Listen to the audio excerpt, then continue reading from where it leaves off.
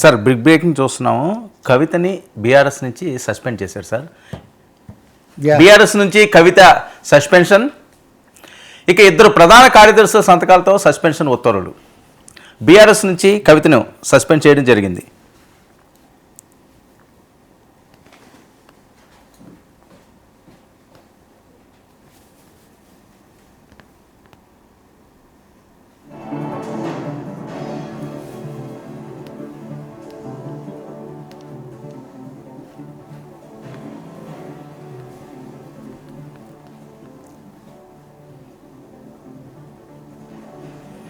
Right.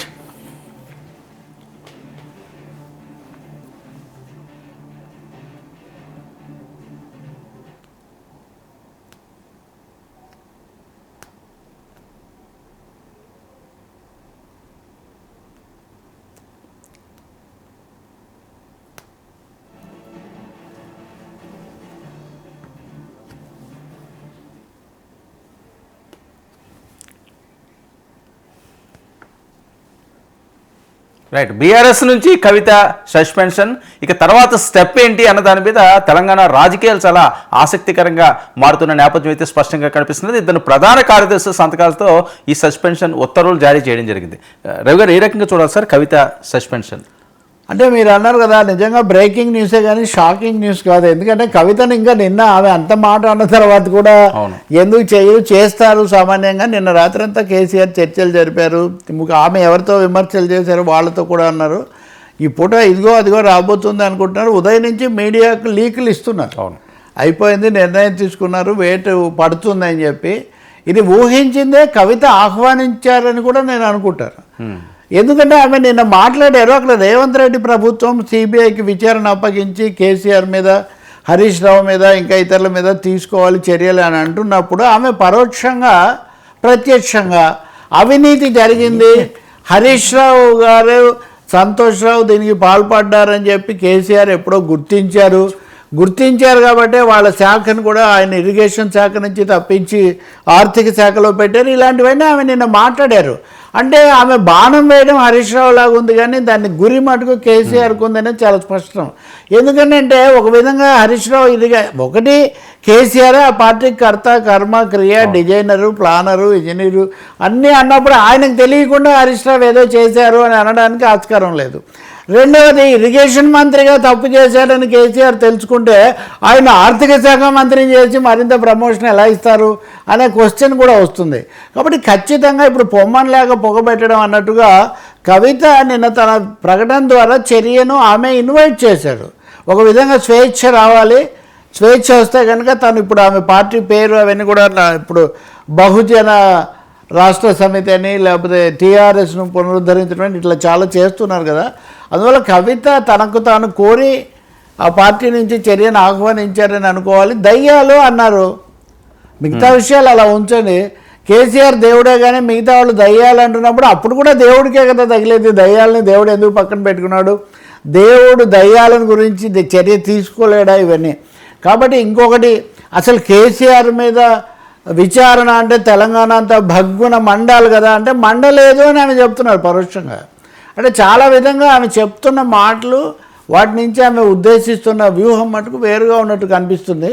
పోనీ ఇవన్నీ చెప్తున్నందుకు ఆమె ఏమన్నా వీటికి అతీతంగా ఉన్నారంటే ఆమె కూడా కేసులో లిక్కర్ స్కామ్లో అరెస్ట్ అయ్యి ఇవన్నీ వచ్చి ఉన్నారు. కాబట్టి నేను అనుకుంటాను ఆమె రాజకీయ విధానాలు ఏం తీసుకుంటారు, భవిష్యత్తు ఎలా ఉంటుంది అనేది పక్కన పెడితే, పార్టీని వ్యవస్థాగతంగా అంత తీవ్రంగా సవాల్ చేసిన తర్వాత, కేసీఆర్ తర్వాత అతి ముఖ్యమైన నాయకులుగా ఉన్న కేటీఆర్, హరీష్ రావు వీళ్ళిద్దరిని కూడా బోన్లో పెట్టి మాట్లాడిన తర్వాత ఇప్పుడు వాళ్ళను సమర్థించకపోతే లేదా వాళ్ళని ఏదో ఒక చర్య తీసుకోకపోతే ఖచ్చితంగా కేసీఆర్ నాయకత్వమే ఇక్కడ ప్రశ్నార్థకం అయిపోతుంది. కాబట్టి ఒకటైతే మనకు ఆసక్తికరమైనది ఏంటంటే, మీరు బీహార్లో తేజస్వి యాదవ్ అన్న మీద, అలాగే మీరు తమిళనాడులో అళగిరి మీద, అవును, నా పార్టీకి అధినేతలుగా ఉన్నటువంటి తండ్రులు వాళ్ళే చర్య తీసుకోవడం మనం గమనిస్తాం. ఆంధ్రప్రదేశ్లో జగన్, షర్మిల కేసు కొంచెం డిఫరెంట్, రాజశేఖర రెడ్డి లేరు కూడా. కానీ కేసీఆర్ ఇక్కడ చాలా నాయకుడిగా, అధ్యక్షుడిగా తీసుకోవాల్సిన చర్య తీసుకుంటాను, నేను తగ్గను అనే ఒక మెసేజ్ ఇచ్చారని అనుకోవాలి. ఇంకా కవిత ఒంటరిగా ఏం చేయగలుగుతారు, రాజకీయాలు ఎలా ఉంటాయి, ఏ విధానాలు తీసుకుంటారు అన్నది కూడా చూడాలి. ఎందుకంటే బయటికి మొదట ఆమె ఈ లేఖ రాసి దేవుడు దయ్యాలు ఇవన్నీ మాట్లాడినప్పుడు బీజేపీతో మెతగ్గా ఉంటున్నారు అని ఆమె బీజేపీని ఏం అనడం లేదని, కానీ ఆమె కూడా ఏం అనలేదు, ఇప్పుడు కూడా ఆమె కూడా ఏం అనలేదు. కాబట్టి కవిత రాజకీయాల్లో కూడా అంతుపట్టని ప్రశ్నలు చాలా ఉన్నాయి. నా వెనక ఎవరన్నా ఉన్నారు, ఒత్తిడి చేస్తున్నారంటే నేను తోలు తీస్తాను అది ఇది అని అన్నారు. తోలు గీలు ఇవన్నీ ఎలా ఉన్నా సరే అందరిలో ఈ ప్రశ్న అయితే ఉత్పన్నమవుతుంది. బీఆర్ఎస్ బీజేపీ మీద తీవ్రమైన వైఖరి తీసుకోవడం లేదు, వ్యతిరేకించడం లేదు అని మీరు అన్నప్పుడు మీరు మరి ఈ తిరుగుబాటు దుమారము ప్రారంభించాక మీరు కూడా తీవ్రమైన చర్యలు ఏమీ తీసుకోలేదు.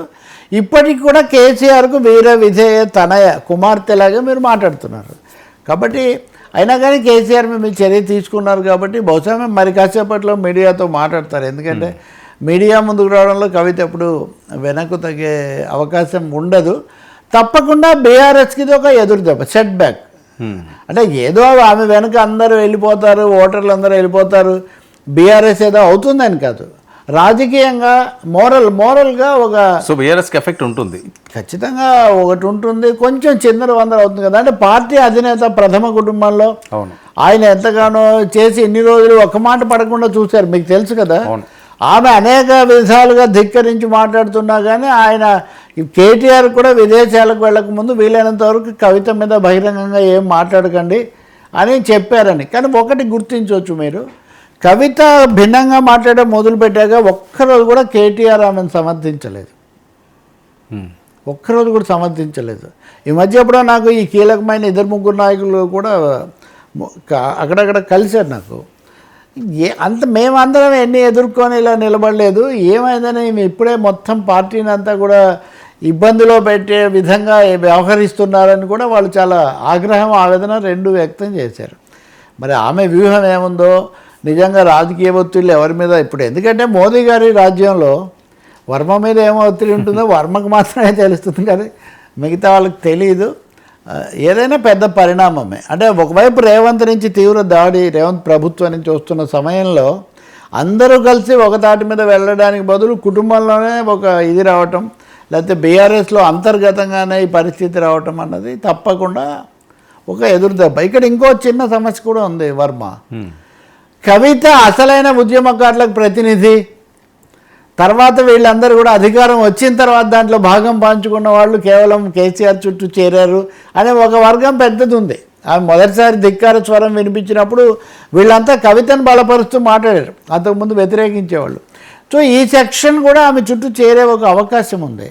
సో మిగిలిన విషయాలన్నీ ఎలా డీల్ చేస్తారు కేసీఆర్ అన్న దాని మీద ఆధారపడి ఉంటుంది. ఇప్పుడే కాళేశ్వరం మీద కూడా ఈరోజే ఆ వార్త కూడా వస్తుంది. ఎందుకంటే ఆమె అడుగుతున్నారు, ఈ రాష్ట్ర ప్రభుత్వం ఏమో సిబిఐకి ఇవ్వాలని నిర్ణయించింది, లేఖ కూడా రాసింది. సిబిఐ కూడా రాష్ట్ర ప్రభుత్వం రాసిన లేఖ అందిందని చెప్పింది. అది వరకు సిబిఐకి అనుమతి ఉపసంహరిస్తూ నిర్ణయం తీసుకుంది రాష్ట్ర ప్రభుత్వం. ఇప్పుడు 104 జీవో ద్వారా మళ్ళీ సిబిఐని అడిగి మీరు వివరంగా చేయండి అని హైకోర్టుకు వెళ్ళారు కేసీఆర్, హరీష్ రావు. ఈరోజు కూడా మొన్న వెళ్ళారు, శాసనసభలో దీని మీద చర్చ జరగకుండా చూడండి యాక్షన్లు అంటే అప్పుడు హైకోర్టు ఒప్పుకోలేదు. కానీ ఈరోజు హైకోర్టు కొంతవరకు ఒప్పుకుంది. ఏమైనా ఒప్పుకుంది, ఆ నివేదిక మేము పరిశీలించేంత వరకు నివేదిక ఆధారంగా మీరు చర్యలు తీసుకోకండి అని ఒక డైరెక్షన్ ఇచ్చింది. రాష్ట్ర ప్రభుత్వం ఏం చేసింది తెలివిగా, మేము కేవలం ఆ నివేదిక ఆధారంగా చర్య తీసుకోవడం లేదు, ఇంకా చాలా అంశాలు దృష్టిలో పెట్టుకొని ముఖ్యంగా national dam safety authority NDSA దాని ఆధారంగా మేము తీసుకుంటున్నామని చెప్పారు. కాబట్టి ఇటు బయట తీవ్రమైన సవాళ్ళు బీఆర్ఎస్ ఎదుర్కొంటున్న ఒక పరిస్థితి. సార్ కవిత కొత్త పార్టీ ఒకవేళ పెడితే వాళ్ళు పెడతారని అంటున్నారు, ఎక్కువగా పెడతారు. ఆల్రెడీ ఆమె వ్యాక్యూమ్ ఉందా అండి తెలంగాణలో? ఆ వ్యాక్యూమ్ ఉందా ఇంకో పార్టీకి కవిత పెడితే? ఆ వ్యాక్యూమ్ లేదు నిజానికి. ఆమె ఎవరితో అలైన్ అవుతారు ఏంటి అది వేరే విషయం. రెండవది ఆమె వెనక ప్రత్యేకించి చేరే శక్తులు ఎవరు ఉంటారు దానికి. ఎప్పుడు ఒక సామాజిక ఆర్థిక నేపథ్యం ఒకటి ఉండాలి కదా. ఆ నేపథ్యంలో ఎవరు కవిత వెనక చేరుతారు? పైగా దానికి ఆమె వ్యక్తిత్వం, ఆమె పర్సనాలిటీ అంటారు చూడండి, లేకపోతే ఆమె యొక్క వ్యక్తిగతమైనటువంటి స్థానము, ఇవన్నీ సరిపోతాయా? ఆమె నేపథ్యం ఏంటి, ఇప్పుడు ఆమె పరిస్థితి, రాజకీయ విధానం ఏంటి? ఓకే, ప్రయత్నం చేయొచ్చు, ప్రజాస్వామ్యంలో ఎవరికైనా ఉంటుంది, కానీ చాలా పరిమితమైన. ఇప్పుడు మీరు అదే కదా చూస్తారు, ఆంధ్రప్రదేశ్లో జగన్ మీద షర్మిల తిరుగుబాటు చేశారు. ఆమెకు కానీ ఆమె పార్టీకి కానీ ఓట్లేం రాలేదు, కానీ ఆ చెల్లెల్నే దూరం చేసుకున్నాడు అన్నటువంటి ఒక రాజకీయ ఒక ప్రభావం జగన్ నష్టం చేసింది. సో రాజకీయ పార్టీలకు ఆ విధమైన నష్టం చాలా ఉంటుంది. ప్రతిదీ మనం 1, 2, 3 లెక్కలు చెప్పలేము. రాజకీయమైనటువంటి నష్టం మటుకు తప్పకుండా ఉంటుంది. దీన్ని కవర్ చేసుకోవడానికి మళ్ళీ చాలామంది బీఆర్ఎస్ నాయకులు, ఒకటైతే నిజం, ఈ ప్రశ్న మొన్న ఎవరో జగదీశ్వర్ రెడ్డిని అడిగారు, మాజీ మంత్రిని, ఏం ప్రభావం ఉంటుంది అని. అంటే ఏం ప్రభావం ఉండదు, మీరు అనవసరంగా మీడియాలో చాలా ఎక్కువ ప్రభావం, ఏదో సునామీ లాగా ఉంటుంది అది ఇది అంటే అవేమి ఉండవు, అవన్నీ కూడా అతిశయోక్తులని. బీఆర్ఎస్ అయితే ఏమీ ఉండదు. ఆమె ఇప్పుడు చాలామంది ఏమన్నారు, అది వరకు కేసీఆర్ కుమార్తె కావడం తప్ప ఆమెకు అదనంగా ఏముంది ఆమెకు అని అన్నారు. ఇప్పుడు హఠాత్తుగా ఆమె ఒక రాజకీయ శక్తిలాగా చూపించడం ఎలా జరుగుతుంది? కొన్ని సెక్షన్స్ అసంతృప్తి చెందిన వాళ్ళు వీళ్ళు ఉంటే అవ్వచ్చు, లేదు వేరే వాళ్ళు ఉపయోగించుకునే ప్రయత్నం చేయొచ్చు. ఇప్పుడు ఉదాహరణకు హరీష్ రావు వెనక రేవంత్ రెడ్డి ఉన్నారని కవిత ఆరోపిస్తున్నారు. అవును, నా వెనక ఎవరైనా ఉంటే తోలు తీస్తాను అంటున్నారు, కానీ వాళ్ళ వెనక మటుకు రేవంత్ రెడ్డి ఉన్నారు అని ఆమె ఆరోపిస్తున్నారు. వాళ్ళు అలాగే ఈమె వెనక రేవంత్ రెడ్డి ఉన్నారనో కాంగ్రెస్ ప్రభుత్వం ఇది ఎంత చేయిస్తుందనో వాళ్ళు కూడా ఆరోపిస్తారు. ఇంకా అవన్నీ అంతే కదా, ఆ సరసమే విరసంబైన నేరములే కలగతోచు నిక్కం సుమతి అని ఇంకా చాలా పరస్పర ఆరోపణలు తీవ్రమైనవి చూస్తాం. ఏదైనా టీ కప్పుల తుఫాన్ లాగా ఇది తెలంగాణ రాజకీయాల్లో, మరీ ముఖ్యంగా బీఆర్ఎస్లో ఒక తీవ్ర పరిణామమే. సార్ జగన్ తీవ్ర హెచ్చరిక, రైతులతో ముఖాముఖి.